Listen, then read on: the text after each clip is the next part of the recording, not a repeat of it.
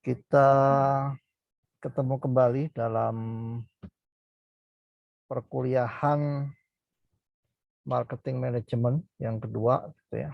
Dan malam ini adalah malam yang spesial, selalu spesial ya bagi kita. Katanya dalam Al-Quran, inna fi khalqis samawati wal ard wa ikhtilafil laili wan nahari laayatil liulil albab, gitu ya. Dari pergantian siang dan malam itu ada tanda-tanda bagi orang yang berpikir, ya, liulil albab. Orang-orang liulil albab itu yang bagaimana? Alladzina yadhkurunallaha qiyaman wa qu'udan wala junubihim wa yatafakkaruna fil ardi samawati wal ard. Ya. Orang-orang yang selalu bertafakur, selalu berzikir, selalu mentelaah, mentafakuri, memikirkan. Atau kalau disebut orang-orang yang ilmiah, itulah orang yang ulul albab, ya. Orang-orang yang selalu ilmiah. Malam ini kita termasuk menjadi orang-orang yang ilmiah karena kita sedang mengkaji keilmuan, ya. Ada 3 yang belum memulai tugas tes, nggak tahu apakah saya belum nemu atau gimana. Tolong dicek ya yang 3 orang tadi. Barangkali di email kembali, cek di emailnya, atau kalaupun belum ada nggak bisa email ya mungkin dikirim via WA, nanti japri aja ke saya. Tapi jangan lupa dikasih kelas, nama, name, dan matkulnya apa ya, supaya saya nggak sulit ini kelas yang mana, mata kuliahnya apa gitu, karena yang di WA saya banyak sekali yang masuk gitu ya. Tolong yang 3 orang yang belum ini, mungkin saya yang kelewat atau nggak ketemu atau masuk di apa namanya di sampah ya, di apa namanya itu masuk di tempat yang bukan di inbox. Nah itu perlu diantisipasi ya, karena saya cek banyak juga yang masuk ke apa sih namanya, bukan Trustbase, lupa saya. Baik adik-adik sekalian, para pejuang keilmuan, malam ini saya akan melanjutkan perkuliahan ya. Silakan menulis nama lengkap dan NIM. Saya akan membahas tentang konsep direct marketing dan digital marketing ya. Nah, ini sesuatu yang saat ini sangat relevan, sangat booming ya. Kenapa? Karena 73% atau 205 juta pengguna internet di Indonesia. Jadi pengguna internet di Indonesia itu tinggi sekali. Ya hampir yaitu 73% kalau menurut data yang ada, data sekunder, ada 73% penduduk Indonesia menggunakan internet. Makanya ada direct marketing dan digital marketing. Dan sekarang ini karena ada perubahan perilaku ya dari masyarakat yang sebagian besar menjadi netizen. Jadi orang-orang yang berinteraksi di internet. Mereka waktunya banyak habis di internet karena banyak aktivitas di internet. Ya, mungkin karena di internet banyak hal-hal yang menarik, banyak hal-hal yang penting, atau bahkan memang pekerjaannya menggunakan internet. Ya, tapi jangan salah bahwa bisnis real itu tetap akan dibutuhkan ya. Misalnya pada saat kita butuh makan gitu kan, nggak mungkin kita cuma melihat gambar gambar empek-empek, gambar bala-bala harus jadi kenyang ya. Tetap empek-empeknya bala-bala itu harus ada gitu ya, meskipun kita pesennya mungkin di internet via WA, via GoFood, via ShopeeFood atau apapun gitu ya, tetap harus ada barangnya. Jadi ini banyak yang salah kaprah. Saya melihat sekarang ada berita-berita begitu banyak perusahaan digital yang bangkrut ya, banyak melakukan PHK. Ya, berita terakhir ini cukup marak gitu ya. Kayak JDID itu PHK banyak karyawan. Ya karena banyak yang membuka perusahaan digital tapi sebetulnya mereka tidak punya pondasi bisnis yang kuat yang jelas. Jadi sebetulnya mereka nggak punya produk yang dijual. Nah, mereka membuat aplikasi digital untuk menjadi tool perantara produk orang lain. Ini hati-hati ya. Contohnya Traveloka. Oke lah, Traveloka itu kita anggap mereka mulainya sudah lama. mereka membangun sistem itu sudah lama, mempelajari, dan jangan salah dengan waktu yang lama itu mereka butuh sumber daya yang luar biasa, pertama modalnya ya, modal operasional, kemudian sumber daya manusianya, mereka harus merekrut untuk gajinya dan segala macam, terus bagaimana data centernya. Nah, Anda mungkin bisa membayangkan seperti Traveloka, Google, YouTube, Facebook, itu kira-kira data centernya segede apa kira-kira untuk bisa melayani orang seluruh dunia. Ya, itu data centernya segede apa.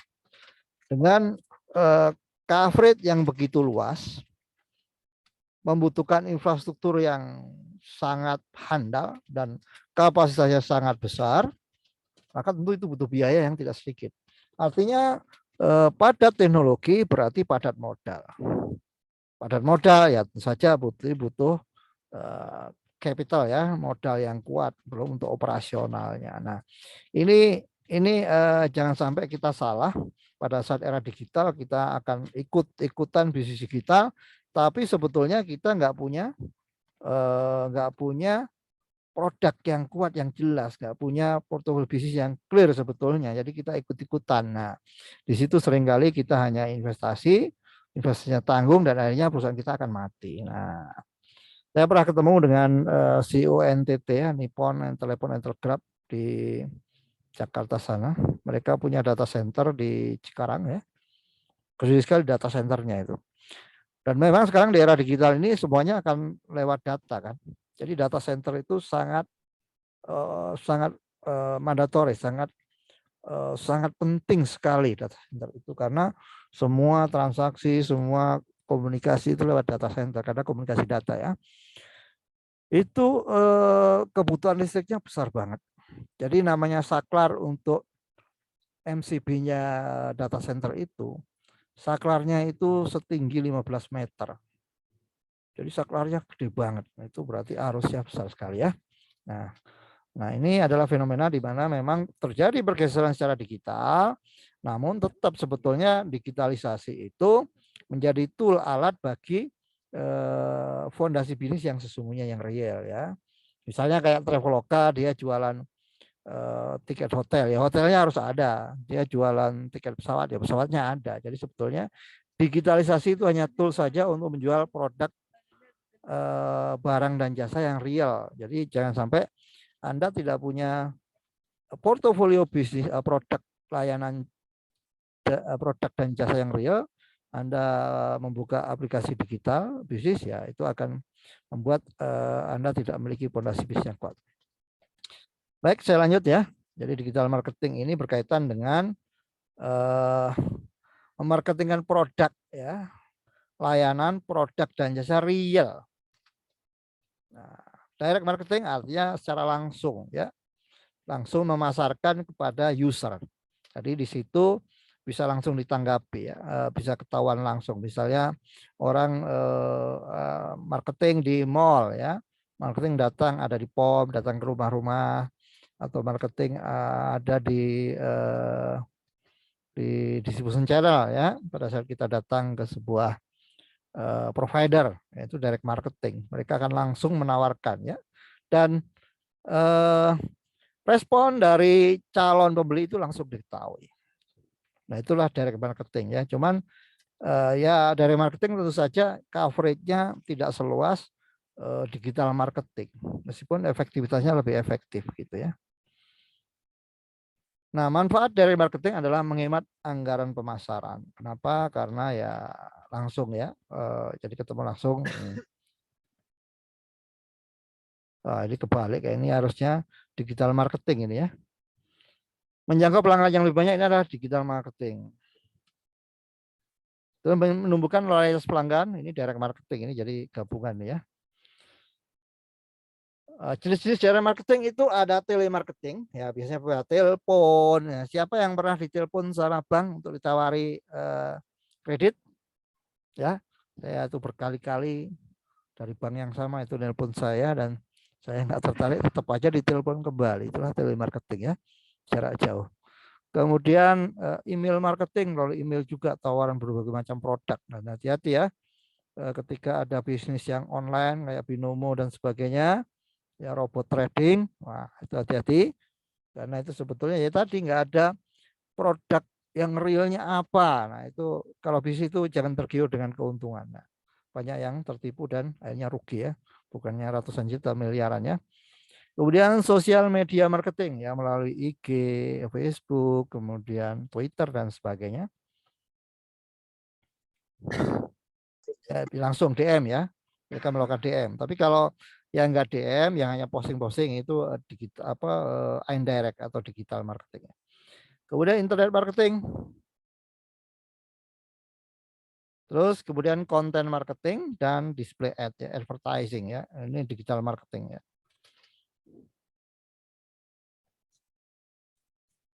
Contoh direct marketing, direct selling. Kemudian direct selling ini ya, datang langsung, ketemu langsung. Experiential marketing, experience ya, menceritakan, misalnya mengisahkan. Jadi cerita dari satu orang ke orang lain. Katalog marketing ya, orang ditunjukkan katalognya. Jadi kalau Anda ingin menarik seseorang untuk beli ya katalognya yang menarik. Ada buku katalog, bisa juga secara digital ya sekarang katalognya. Tidak harus buku hard copy, tapi juga bisa file ya. Kemudian kios marketing, marketingnya di kios-kios dan SMS blasting. Ini dilakukan secara direct marketing. Nah, direct marketing ini memang lebih efektif nanti karena hubungannya itu bisa langsung ke calon pembeli atau bahkan ke perorangan gitu ya.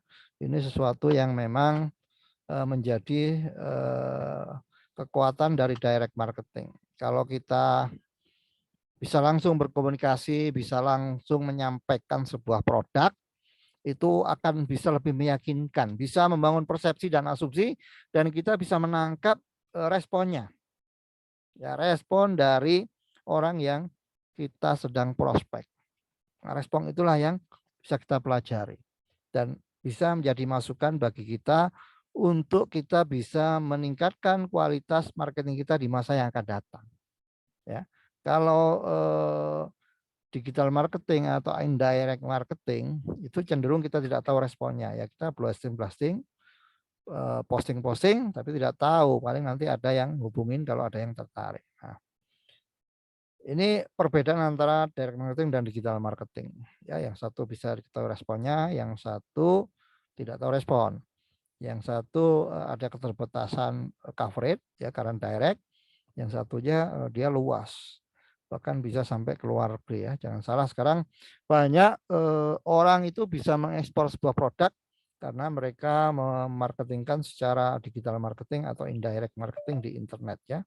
Orang tahu sebuah produk di Indonesia ya karena bisa melihat portofolio produk orang lain, misalnya di IG, di di YouTube, di Facebook dan sebagainya, Twitter, orang bisa melihat, bisa tahu. Dan itu coverage target marketnya sangat luas. Oleh karena itu baik direct marketing maupun digital marketing itu harus sama-sama kita kuasai, sama-sama kita bangun ya. Ya kita tidak boleh antipati dengan digital marketing gitu ya. Kita lebih yakin dengan direct marketing karena cepat atau lambat orang-orang semuanya akan digitalisasi. Namun kita juga nggak boleh meninggalkan direct marketing karena boleh jadi orang-orang yang dekat kita akan bisa lebih kita yakinkan dengan direct marketing ya. Dengan direct marketing kita bisa lebih memprospek, bisa lebih membangun engagement, hubungan dengan calon target market. Nah, ini semua harus kita jalankan. Apa kelebihan kurang direct marketing ya? Kelebihannya jelas setelah membaca definisi dan jenis-jenisnya. Jelas bahwa direct marketing adalah salah satu strategi pemasaran yang cukup kuat. Ya, di era modern ini direct marketing efektifnya sangat tinggi ya. Dan kita bisa melakukan secara online, tidak harus ketemu ya. Kekurangannya ya meskipun efektif, cuman ya marketer yang ingin menggunakan wajib mengevaluasi terlebih dahulu kebutuhan sumber daya. Jadi kontennya, kebutuhan semacam apa, itu harus jelas ya. Konten itu harus selalu dievaluasi, jangan sampai tidak relevan dengan target market. Nah, contohnya ini yang dibahas oleh Brandon Keller Direct marketing ini ampuh untuk keperluan targeting audiens. Jadi kita mentargetkan siapa. Ini kita langsung datang ke sebuah kantor, sebuah komunitas, datang ke sebuah sekolahan gitu ya, atau sebuah kampus. Kita jadi bisa langsung menargetkan ya.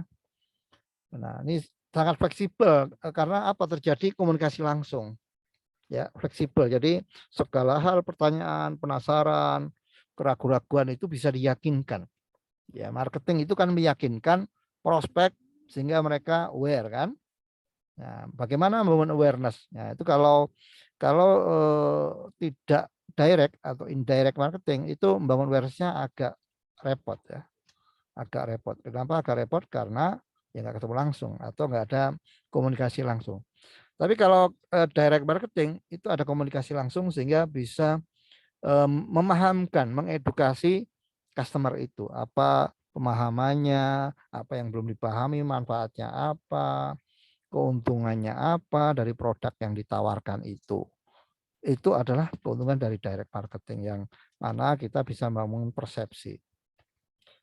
Nah, memenangkan persepsi artinya menangkan marketing, menangkan kompetisi. Nah, kemudian tingkat kesuksesannya dapat diukur dengan jelas. Kenapa? Karena bisa langsung dilihat responnya, bisa dilihat mana yang respon dan tidak, mana yang resisten, mana yang menerima dan tidak, itu langsung ketahuan. Dan audien dapat menyerap informasi terkait produk dengan clear dan lengkap ya. Audien tidak setengah-setengah mendapatkan informasinya. Nah, sedangkan indirect tidak seperti itu ya. Nah, namun direct marketing ini bersifat intrusif ya, sehingga dapat terasa mengganggu bagi audien ya. Saya sangat terganggu ya ketika orang menghubungi menawarkan kredit aja. Kan lagi udah jelas nggak butuh. Nanti seminggu kemudian ditelepon lagi hal yang sama. Sangat mengganggu, nggak nyaman gitu ya. Kecuali orang itu menyampaikannya dengan apa ya, dengan bahasa yang enak dan tidak memaksa gitu ya. Ya memang ini dilema mereka itu dikasih target untuk bisa mencairkan kredit, mungkin targetnya sekian dalam sebulan gitu kan. Ya tapi kalau orang nggak butuh untuk kredit ya kenapa harus agak dipaksa-paksa gitu. Harusnya komunikasi dulu. Nah, seringnya para marketing bank ini langsung to the point, tidak ada komunikasi dulu, membangun engagement dulu gitu ya. Nah, ini kurang ya. Kemudian angka tanggapan audien yang cenderung kecil ya karena yang disasar ya sedikit karena direct kan tidak bisa banyak. Kemudian butuh tingkat kompetisi yang cukup tinggi, tingkat kompetisi yang cukup tinggi dari marketing karena kompetitor itu banyak, substitusi juga banyak. Kemudian kurang mumpuni untuk keperluan engagement. Kenapa? Ya karena dalam direct marketing ini biasanya ya tadi yang saya bilang terlalu to the point ya, tidak membangun engagement dulu ya. Ini yang menjadikan digital marketing, direct marketing ini kurang berkualitas ya. Ini bisa menjadi evaluasi bagi kita semua ya. Digital marketing adalah suatu kegiatan masyarakat atau fungsi sebuah brand menggunakan media digital atau internet. Ya, tujuannya adalah untuk menarik konsumen dan calon konsumen secara cepat dan secara luas. Ya, ya makanya sekarang ini marak menggunakan SEO, Search Engine Optimization ya, optimizer gitu. Supaya apa? Supaya postingan berita kita, informasi kita itu berada di jajaran atas ketika di googling. Ya, ketika orang googling itu muncul postingan kita ya, bayar biasanya. Bisa juga melalui Facebook advertising ya, bayar juga. Dan itu bisa disasar untuk segmen yang mana? Segmen pemuda, segmen orang tua, segmen anak-anak, atau wilayah mana bisa disegmentasi. Juga Google Advertising. Nah, digital marketing juga bisa menggunakan media sosmed ya. Billboard elektronik, email dan sebagainya. Nah, ini semua bisa dilakukan. Tapi intinya kalau digital marketing itu lebih banyak blast ya, posting-posting di dunia digital. Ya berharap orang yang tidak tahu jadi tahu, orang yang tidak mengenal jadi kenal untuk membangun awareness. Ya percaya atau tidak, ketika orang baca sekali, kemudian baca lagi 2 kali, 3 kali, akan mulai muncul awareness. Beda dengan orang yang nggak pernah mengetahui informasi sedikit pun.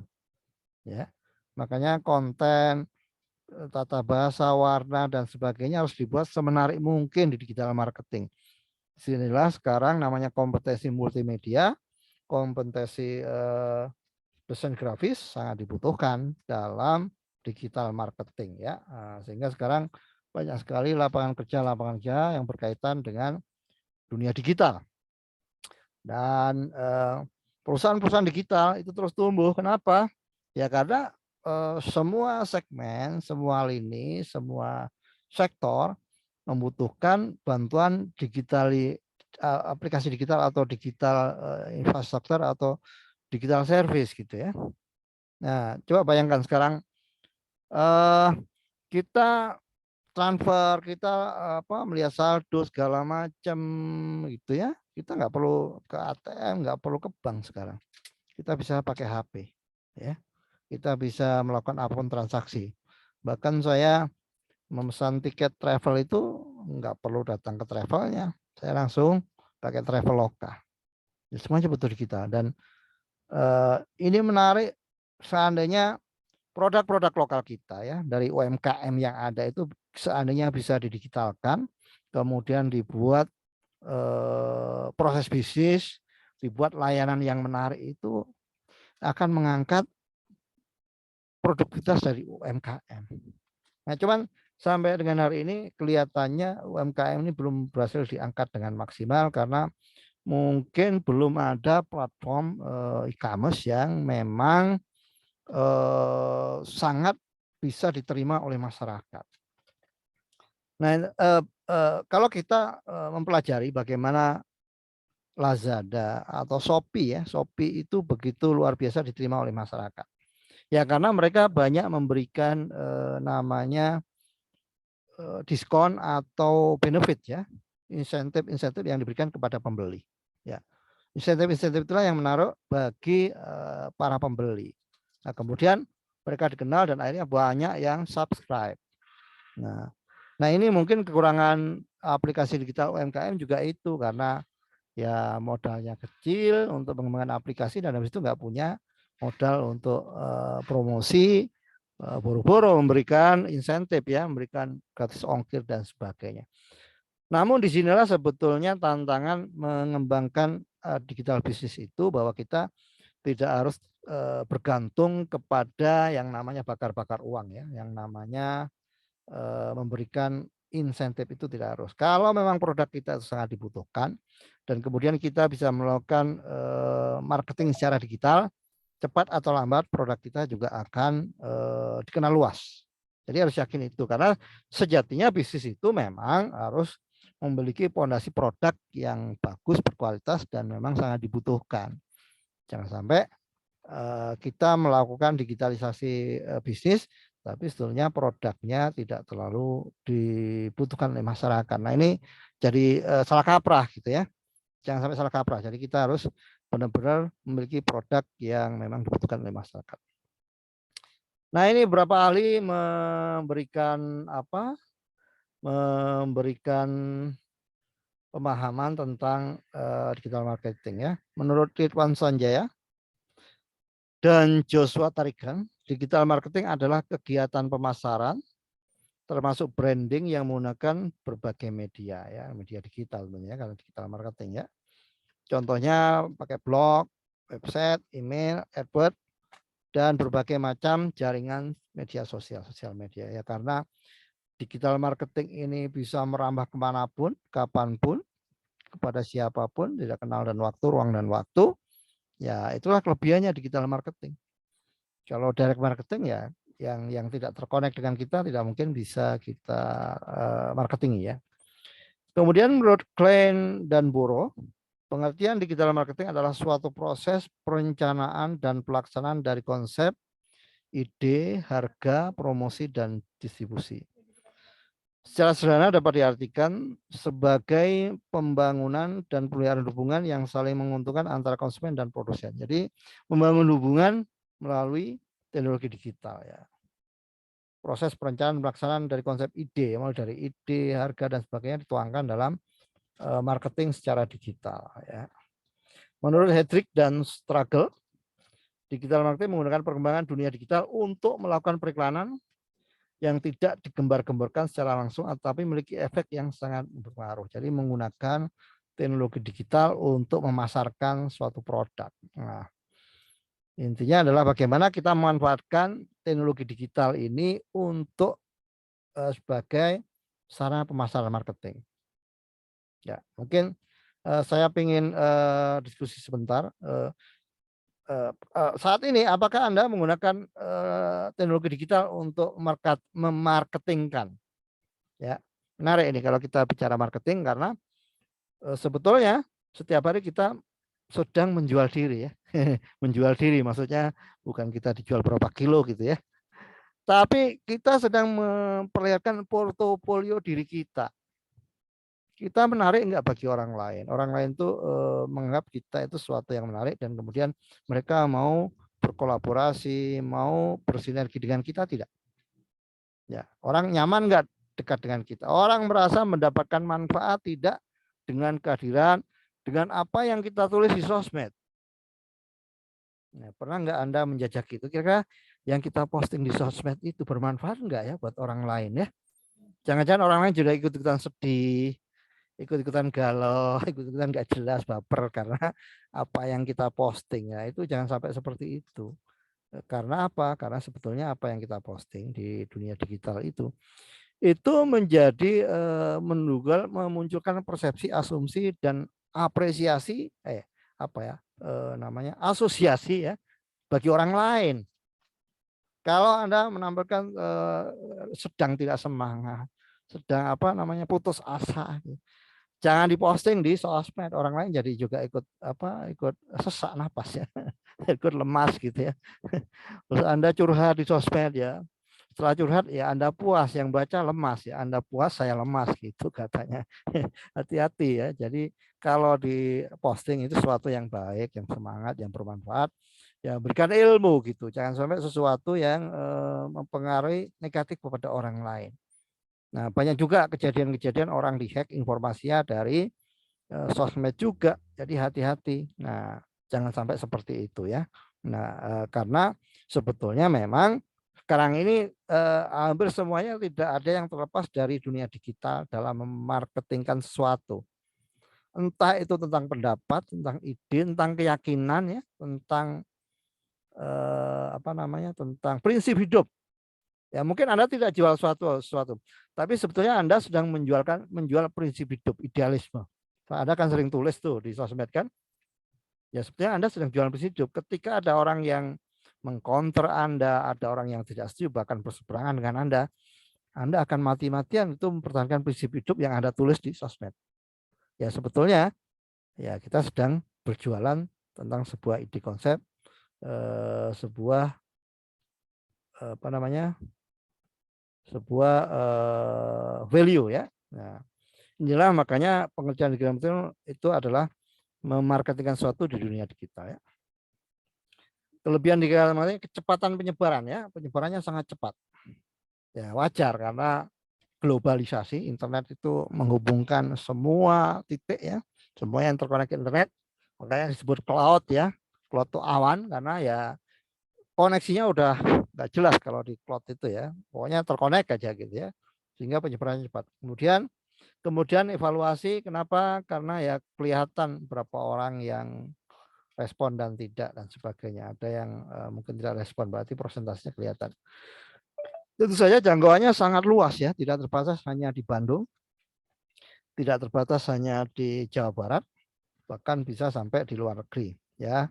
Contohnya ini berita duka ya, anaknya Bapak Gubernur kita sedang mandi di sungai ya, sedang ngojai di sungai di Swiss sana, terbawa arus ya, kita tahu langsung. Ya, itulah dunia digital itu, sehingga tidak bisa ditutup-tutupi kembali. Transparansi itu pasti. Ya, makanya ya mohon maaf muncul ada buzzer dan sebagainya itu ya karena itu. Di era digital itu semua informasi akan kelihatan ya. Nah, untuk menutup informasi kadang-kadang ya perlu dilakukan kamuflase dan sebagainya ya. Berikutnya adalah murah dan efektif ya. Kenapa? Ya karena biayanya murah, hanya biaya kuota dan Anda mungkin bayar SEO sedikit ya. Di Facebook juga murah, Anda sudah bisa beriklan ya, bisa dibaca oleh semua orang. Dan sosmed Anda itu kan global kan, semua orang bisa akses. Kemudian membangun nama brand di dunia digital marketing sangat relevan sekali ya. Banyak tokoh-tokoh yang dikenal melalui apa? Melalui YouTube, melalui berita digital, melalui stand up comedy dan sebagainya. Ya, jenis digital marketing ada website, ya, search engine marketing, ya menggunakan tadi search engine optimizer ya, search engine yang dimiliki oleh Google. Ya, kemudian sosial media marketing, sosmed, bisa Instagram, bisa Facebook, bisa Twitter, bisa apa lagi ya, YouTube, apalagi ya, banyak lah ya. Sekarang ada macam-macam aplikasi digital ya, melalui game online orang juga bisa berjualan itu ya, karena terkonek ya. Kemudian online advertising ya, misalnya periklanan yang di Facebook, yang di internet ya, di berita-berita, mengiklan sesuatu ya di media online, website lah gitu ya. Itu online advertising yang ditempelkan di website ya. Saya tadi ketemu dengan owner pemilik online website dan melakukan kerjasama untuk membangun sebuah website online, pemberitaan online, lovebandung.com ya, untuk menginformasikan berita-berita daerah Bandung area. Kemudian email marketing, bisa blasting email ya, bisa menyampaikan ke banyak orang juga. Kemudian video marketing ya di YouTube. Banyak sekali promosi di YouTube itu, periklanan kalau sudah di monetize ya, YouTube, channel YouTube itu bisa ada periklanan dan itu lumayan ya.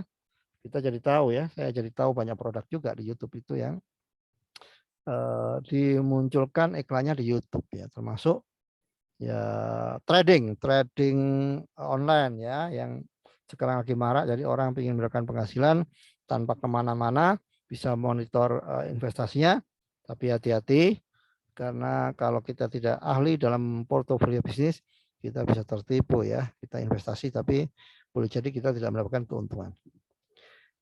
Dan manfaat digital marketing bagi perusahaan yang pertama adalah menghapus batasan wilayah dan waktu ya saat memasarkan produk. Jadi namanya globalisasi, the word in your hand itu bisa terjadi dengan adanya era digital.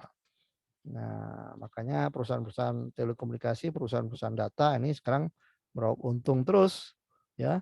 Semakin terdigitalisasi, orang semakin butuh kuota dan perusahaan-perusahaan semuanya butuh koneksi ke internet ya, butuh koneksi data, jaringan data ya. Kayak metaverse itu ya, kalau nggak ada akses internet secara cepat, ya metaverse juga tidak bisa dijalankan, jadi tetap butuh konektivitas ya. Berikutnya sistem menjual produk lebih cepat dan tertarget ya. Kenapa? Ya karena semuanya bisa record, semuanya bisa dimasukkan dalam database ketahuan ya, ada berapa orang yang pesan, semuanya by aplikasi, semuanya bisa dikalkulasi dengan cepat by system, jadi tidak manual. Berikutnya lebih mudah membangun hubungan dengan konsumen ya. Hubungan dengan konsumen akan lebih terbangun pada saat menggunakan digital marketing. Karena apa? Karena cepat tadi hubungannya. Hubungannya sangat cepat ya, tidak berbelit-belit, tidak bertele-tele ya, hubungannya sangat cepat. Kemudian kesempatan personalisasi produk sesuai karakteristik konsumen. Jadi segmentasinya jadi lebih bisa dimainkan di era digital ini. Ya, customizing-nya bisa sangat rinci, sangat kecil ya. Terus mendapat profit banyak dalam waktu yang singkat ya, sudah pasti ya. Kenapa? Karena by system ya, by aplikasi. Jadi keuntungannya bisa banyak karena mesin ya, itulah keuntungannya. Cuman bermain di digital memang tidak mudah. Tadi saya bilang padat modal dan perlu ilmu yang tinggi untuk mengetahui karakter, profiling dan apa namanya ciri khasnya gitu yang kadang-kadang nggak bisa, sulit ditebak. Perlu exercising yang panjang. Nah, kemudian bagaimana perbedaan direct marketing dan digital marketing? Internet marketing adalah upaya massa yang dilakukan menggunakan internet. Sementara direct marketing tidak wajib menggunakan internet ya. Segala upaya pemasaran yang menggunakan teknologi digital sudah dapat masukkan dalam digital marketing. Kesimpulannya, internet marketing merupakan bagian dari digital marketing. Jadi internet itu bagian dari digital, tapi digital marketing itu lebih luas ya, bisa pakai banner yang digital, bisa pakai komunikasi digital, tapi tidak selalu internet ya. Misalnya SMS itu bukan internet, tapi digitalisasi juga. Beda dengan marketing yang konvensional ya, bukan digital, kayak kertas, ketemu gitu ya. Nah, kalau online itu pasti pakai digitalisasi atau internet ya. Nah, digital marketing termasuk internet itu memiliki cakupan yang luas. Nah, bagi Anda yang memiliki produk atau layanan, produk dan jasa gitu, untuk mengenalkan secara luas melalui internet atau digital marketing. Jadi keuntungannya digital marketing atau internet ini semuanya memiliki kesempatan yang sama untuk bisa dikenal luas gitu ya.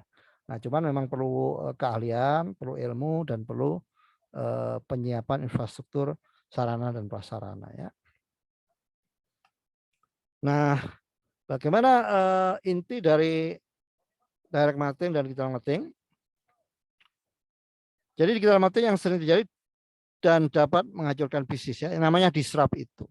Ya, ketika ada disrupted ya, misalnya kayak saya pesan taksi. Nah, dulu ada Cipaganti di Bandung itu. Sekarang ya saya tergantung siapa yang datang. Kalau saya di GoCar, di GrabCar yang datang terserah mau Cipaganti mau bukan. Tapi yang penting bisa melayani dengan baik. Itu namanya bisa menghancurkan bisnis disrupted ya. Nah, berikutnya bila ada kesalahan yang sepele, nah, itu bisa berdampak sangat besar ya, namanya viral ya. Bisa nyampe kemana-mana informasinya. Dan tapi bila ada hal yang ada hal manfaat itu juga akan viral. Nah, ini bedanya digital dengan konvensional karena akan terpublish secara luas kepada masyarakat. Dan user atau pelanggan itu bisa membanding-bandingkan, ya bisa mengkomparasi, bisa melihat dia puas atau tidak, itu akan terekspos. Orang akan tahu berapa bintang berapa gitu ya.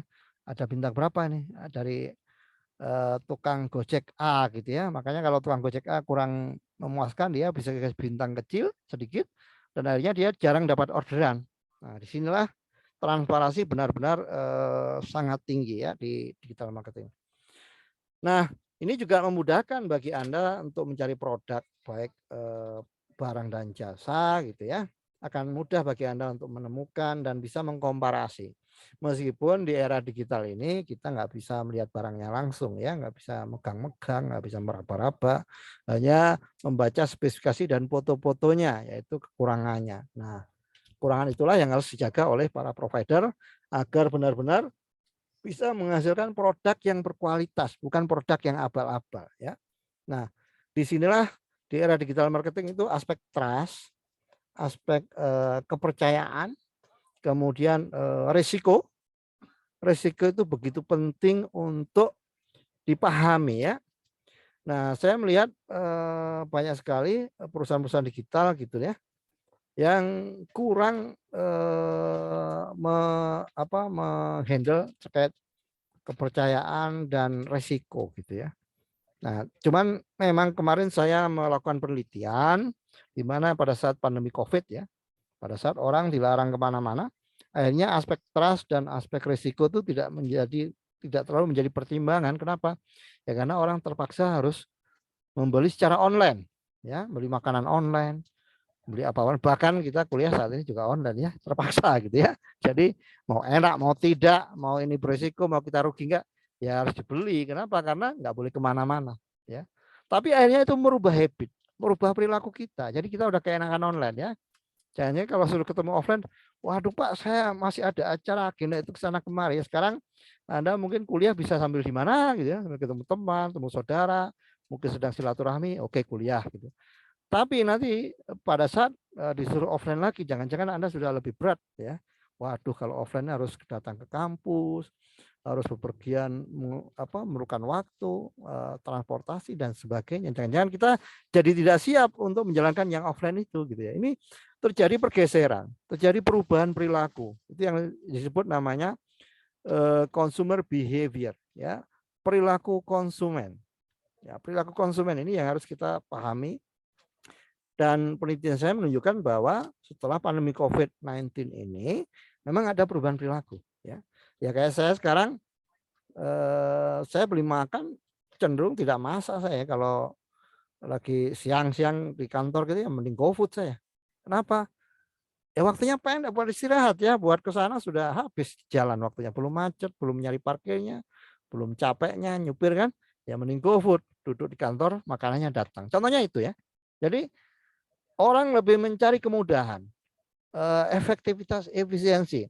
Bahkan istilahnya begini, di dunia digital itu ada istilahnya aplikasi-aplikasi di digital itu adalah yang akan sukses itu adalah aplikasi yang bisa memenuhi kelemahan manusia ya, atau apa namanya, ya contohnya kayak kemalasan, pengen dimanja, ya, pengen eksis, ya pengen keren, itu dipenuhi oleh aplikasi-aplikasi digital itu. Ya coba Anda rasakan. Anda ada suatu apa excited atau suatu kesenangan tidak ketika menggunakan sosmed? Ada kepuasan tidak? Ada suatu yang apa ya, keinginan Anda atau kemalasan Anda itu bisa tersalurkan ya, bisa terpenuhi. Ya dengan aplikasi-aplikasi digital itu ya. Contohnya IG lah. IG itu mungkin keinginan Anda untuk eksis.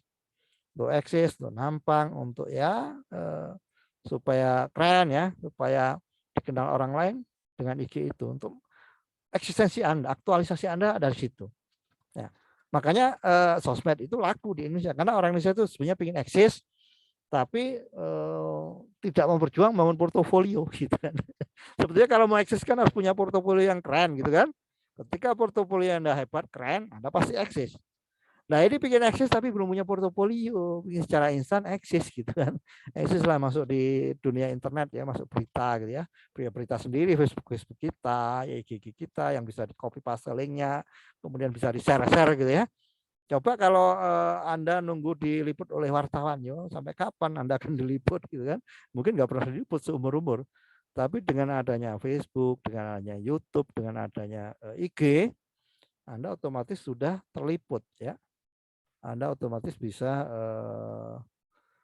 eksis di dunia digital. Ya.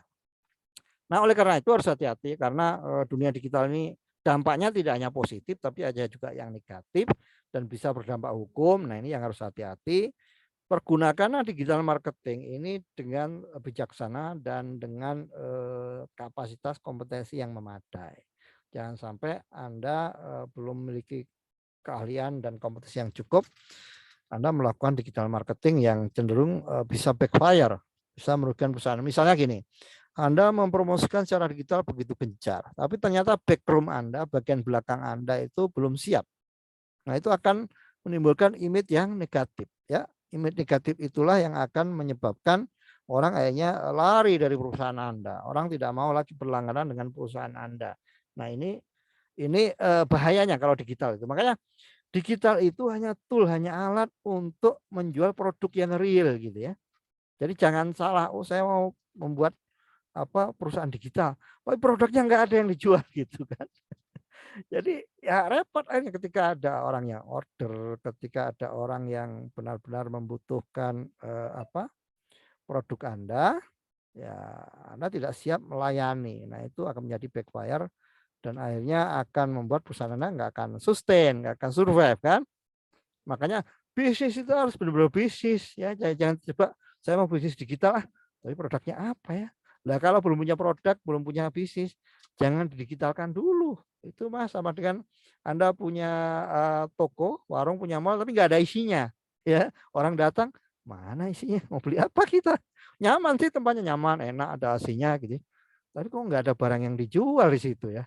Sama Anda punya website mungkin atau Anda punya sosmed. Wah, keren, indah, nyaman. Begitu orang order, ini ada enggak Kak? Aduh, ini belum siap, belum jadi dan sebagainya. Orang kecewa dan itu akan viral ya. Ketika viral udah repot ya. Ya, tapi untungnya kalau digital Anda bisa bikin sosmed baru lagi, bisa bikin website baru lagi. Tapi kan harusnya bisnis tidak seperti itu ya. Bisnis itu benar-benar harus memiliki produk layanan baik barang maupun jasa yang real, yang clear. Jadi jangan salah persepsi ya. Ketika udah digital terus Anda, ya saya mau bisnis digital, produknya apa? Ya aplikasi saya ini gitu ya. Ya memang aplikasi itu berbentuk barang atau jasa yang memang dibutuhkan masyarakat apa tidak. Jadi tetap bisnis itu adalah intinya memberikan produk yang akan bermanfaat bagi customer. Jadi itu intinya. Digital hanya tool untuk memudahkan, untuk mempercepat dan memperluas coverage-nya. Jadi tidak bisa digital itu jadikan sebagai bisnisnya. Ya, silakan saja.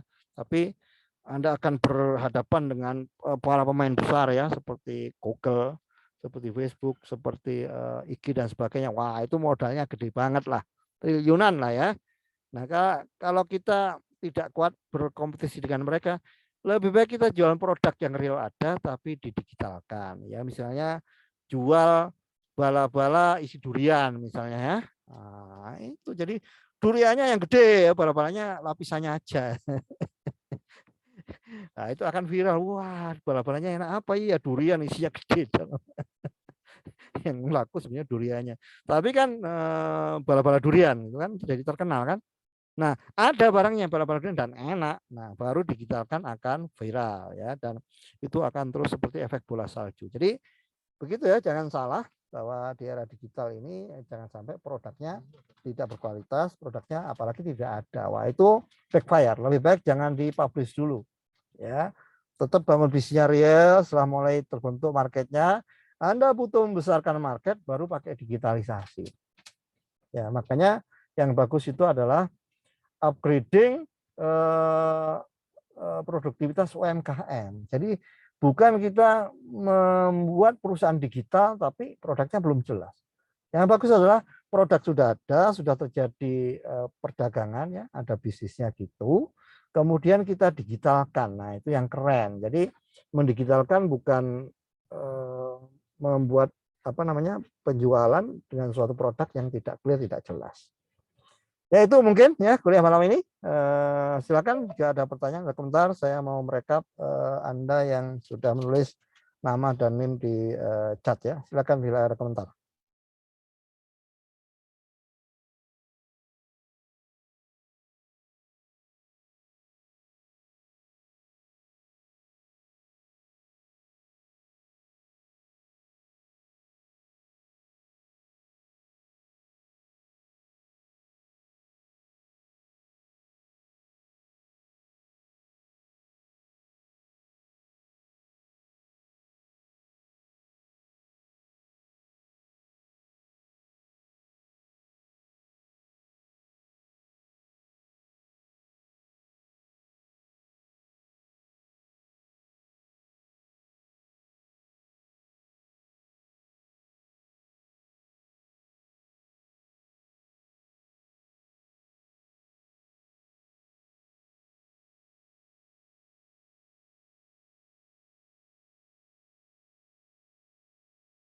Oke, apakah ada pertanyaan, komentar? Ada curhat? Ada kisah-kisah dari perusahaan Anda? Silakan. Ya, ya, saya ngasih tip bahwa Anda jangan terjebak dengan digitalisasi, dengan kecanggihan ya, jangan terjebak. Tapi tetap nanya bisnis itu ya bisnis pada umumnya. Digital itu hanya menjadi platform, menjadi tool bagi kecepatan pertumbuhan bisnis Anda. Jadi jangan salah ya. Jadi jangan sebetulnya yang Anda jual itu aplikasi digitalnya. Wah, itu ngeri itu.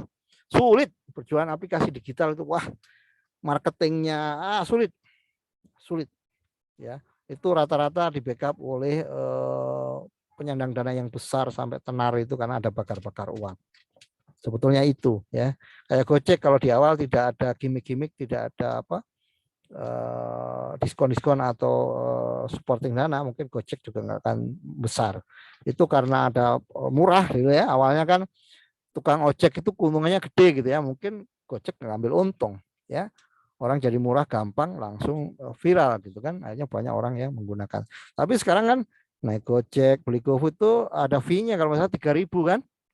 Nah, 3.000 itu saya ngitung-ngitung itu dalam setahun bisa 1,8 triliun itu dari fee 3.000 itu. Kalau 2,5 juta penggunanya gitu ya.